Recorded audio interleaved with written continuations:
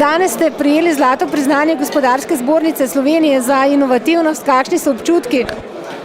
Ja, lahko sam rečem, da krasni.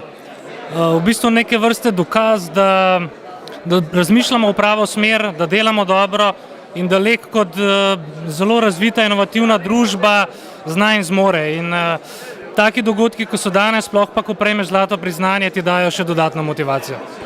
Kakšna je inovativna klima v Leku, gotovo vsako leto boljša? Lek izjemno spodbuja inovativnost, izjemno spodbuja tudi mlade talente, da kreirajo dobre ideje. Je družba, ki je zelo usmerjena v smer zaščite intelektualne lastnine, ker vemo, da v farmacevtskem okolju je to ključnega pomena in v takem okolju, ki je inovativno, je krasno delati. Se vidimo tudi prihodnje leto? Definitivno bo Lek skušal biti vedno prisoten v tem okolju, ker vedno lahko ponudi kaj novega in kaj inovativnega.